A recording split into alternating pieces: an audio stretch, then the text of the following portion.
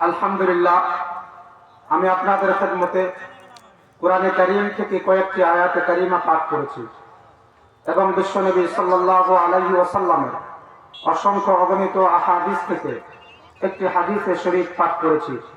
ইনশাআল্লাহ আল্লাহ যদি শামিল হাল করেন নির্ধারিত সময়ে আমার আলোচনা শেষ করার চেষ্টা করব। আমার তৌফিক ইল্লা বিল্লাহ। আলহামদুলিল্লাহ, আল্লাহ পাক রব্বুল আলামিন কোরআনে কারীমের মধ্যে বলেন, আলা ইন্না আউলিয়া আল্লাহি লা খাউফুন আলাইহিম ওয়া লা হুম ইয়াহজানুন। আল্লাহ পাক বলেন, আলা, হে পৃথিবীবাসী মনোযোগ সহকারে শোনো। আলা, আলা, আমা, হা, এই তিনটা শব্দ এটা দ্বারা মনোযোগ সৃষ্টি করা হয়। আল্লাহ পাক বলেন, আলা, হে পৃথিবীবাসী মনোযোগ সহকারে শোনো। ইন্না আউলিয়া আল্লাহু লা খাউফুন আলাইহিম ওয়া লা হুম ইয়াহজানুন।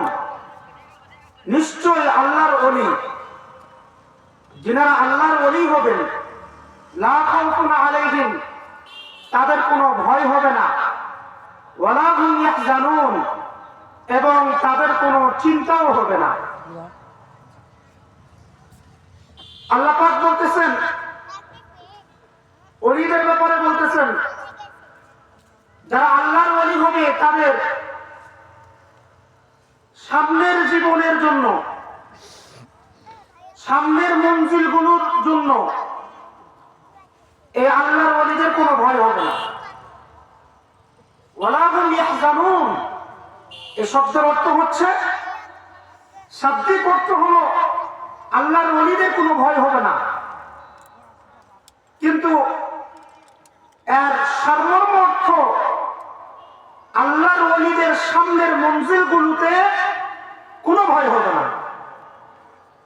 ওয়ালা হুম ইয়াহজানুন, এবং পিছনে ছেড়ে যাওয়া, রেখে যাওয়া জিন্দেগির জন্য চিন্তাও হবে না।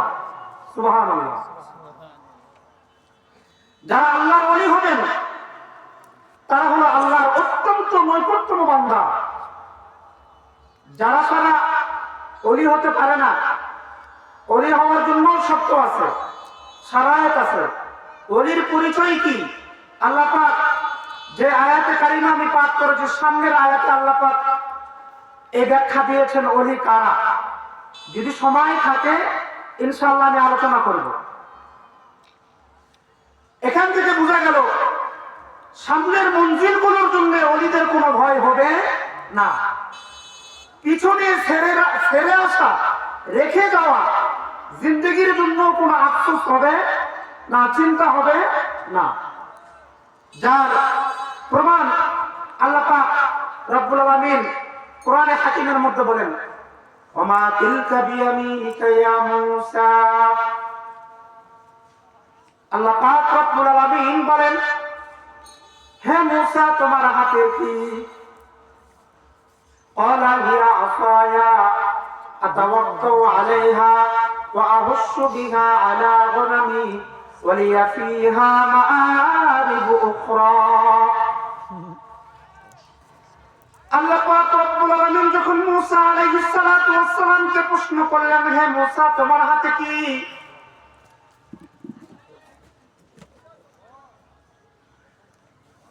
মূসা আলাইহিস সালাতু ওয়াস সালাম জবাবে বললেন, ক্বালা হিয়া আসায়া। মূসা আলাইহিস সালাতু ওয়াস সালাম বললেন, আমার হাতে লাঠি। এরপরে বললেন, আতাওয়াক্কাউ আলাইহা ওয়া আহুশশু বিহা আলা গনামি ওয়া লিয়া ফীহা মাআরিবু উখরা। মূসা আলাইহিস সালাতু ওয়াস সালাম বললেন, আমি এই লাঠির উপর ভর দিয়ে চলি। ওয়া আহুশশু বিহা আলা গনামি, এই লাঠির মাধ্যমে আমি গাছে থেকে পাতা পেরে দিই ছাগলগুলোকে। ওয়া লিয়া ফীহা মাআরিবু উখরা, এবং আমি আরো অনেক কাজ করি।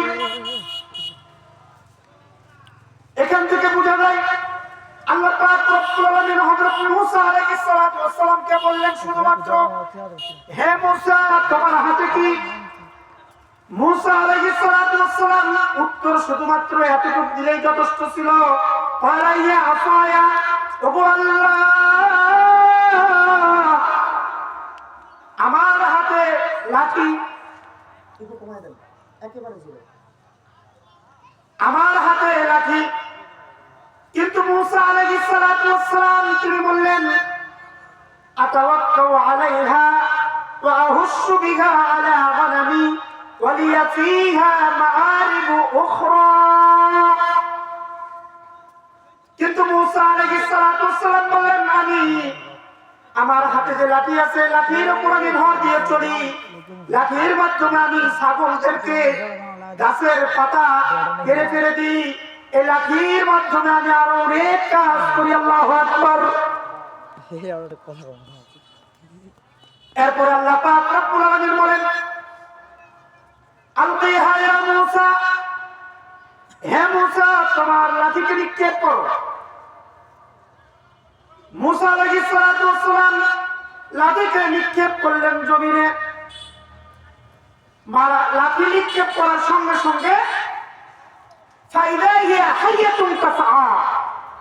বিশাল বড় এক সাপে রূপান্তরিত হয়ে দৌড়াদৌড়ি ছুটাছুটি করা আরম্ভ করছেন।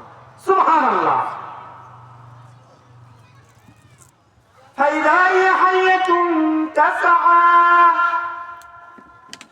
সঙ্গে সঙ্গে লাঠি বিশাল এক সাপে রূপান্তরিত হয়ে ছুটাছুটি করা আরম্ভ করছেন। আল্লাহ পাক রব্বুল আলামিন মূসা আলাইহিস সালাতু ওয়াস সালামকে নির্দেশ করলেন হে মূসা খুযহা, হে মূসা তুমি হলো ধরো, ওয়ালা তাখাফ কিন্তু ভয় করো না। আমি আগেই বলেছি আল্লাহর ওলিদের যারা হবেন তাদের সামনের মঞ্জিলগুলোর জন্য কোনো ভয় হবে না, অর্থাৎ ভয় পাবে কিন্তু ভয়ের বাস্তবায়ন ঘটবে না। মূসা আলাইহিস সালাতু ওয়াস সালাম তিনি ভয় করছেন সাপ দেখে, বিশাল সাপ দেখে তিনি ভয় করছেন কিন্তু ভয়ের বাস্তবায়ন ঘটে নাই। আল্লাহ পাক বলেন হে মূসা তুমি লাঠিকে ধরো, তুমি হলো সাপকে ধরো। কিন্তু মূসা আলাইহিস সালাতু ওয়াস সালাম তিনি মনে করছিলেন সাপকে যদি ধরতে যাই হয়তোবা সাপে দংশন করে ফেলবে। এই ভয় মূসা আলাইহিস সালাতু ওয়াস সালামের ভিতরে কলিজার ভিতরে ঢুকছে, যার কারণে আল্লাহ পাক রব্বুল আলামিন ওহীর মাধ্যমে জানায় দিয়েছেন ওয়ালা তাখাফ, হে মূসা তুমি ভয় করো না। আল্লাহু আকবার। এখান থেকে বোঝা যায়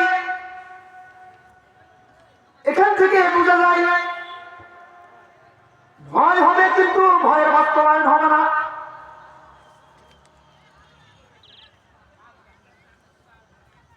হযরতে বাদশাহ হারুনুর রশীদের যুগে বিশাল বড় এক জাস্টিস ছিলেন। বাদশাহ হারুনুর রশীদের যুগে একজন জাস্টিস যার নাম হলো ইয়াহইয়া ইবনে আকসাম রাহমাতুল্লাহি আলাইহি। নাম কি? ইয়াহইয়া ইবনে আকসাম রাহমাতুল্লাহি আলাইহি।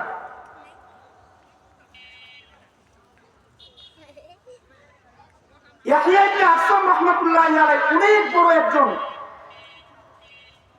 হাদিস বিশারদ ছিলেন, অনেক বড় একজন আলেম ছিলেন, আবেদ ছিলেন, জাহেদ ছিলেন। হযরত ইয়াহইয়া ইবনে আকসাম রাহমাতুল্লাহি আলাইহি তিনি তিনার সন্তানদেরকে ওসিয়ত করলেন হে আমার কলিজার টুকরা সন্তানেরা, আমি যদি মারা যাই তাহলে তোমরা আমার মাথার চুল এবং দাড়িগুলোকে তোমরা সাদা বানাবা, এরপরে তোমরা আমার লাশকে কবরের মধ্যে রাখবা। হযরত ইয়াহইয়া ইবনে আকসাম রাহমাতুল্লাহি আলাইহি নিজের কলিজার টুকরা সন্তানদেরকে ওসিয়ত করলেন, হে আমার পুত্ররা, আমি যদি মারা যাই তাহলে অবশ্যই অবশ্যই তোমরা আমার দাড়ি এবং মাথার চুলকে তোমরা কৃত্রিম ভাবে সাদা বানাবা। কারণ আল্লাহ পাক রব্বুল আলামিনের প্রিয় হাবিব সাইয়্যিদুনা রাসূলুল্লাহ সাল্লাল্লাহু আলাইহি ওয়াসাল্লাম হাদিস শরীফের মধ্যে ইরশাদ করেন, ইন্নাল্লাহা লা ইস্তাহি লিশাইবাতিল মুমিন, ইন্নাল্লাহা লা ইস্তাহি লিশাইবাতিল মুমিন। আল্লাহর নবী সাইয়্যিদুনা রাসূলুল্লাহ সাল্লাল্লাহু আলাইহি ওয়াসাল্লাম ইরশাদ করেন যে নিশ্চয়ই আল্লাহ তাআলা পাতনা দাড়ি এবং পাতনা চুলওয়ালা ব্যক্তিদেরকে দেখলে আল্লাহ লজ্জা পায়। আল্লাহু আকবার। যার কারণে কাজী ইয়াহইয়া ইবনে আকসাম রাহমাতুল্লাহি আলাইহি তার কলিজার টুকরা সন্তানদেরকে ওসিয়ত করলেন, ওহে বাবা,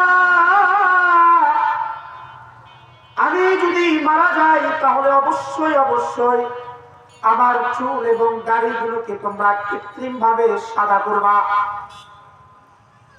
এরপরে তোমরা কবরের মধ্যে রাখবা। হযরত ইয়াহইয়া ইবনে আকসাম রাহমাতুল্লাহি আলাইহি ইন্তেকাল করলেন। গোসল কাফন সব কিছু সম্পন্ন করা হলো। এরপরে তার পাকা কাঁচা চুলগুলোকে এবং কাঁচা দাড়িগুলোকে কৃত্রিম ভাবে সাদা করা হলো।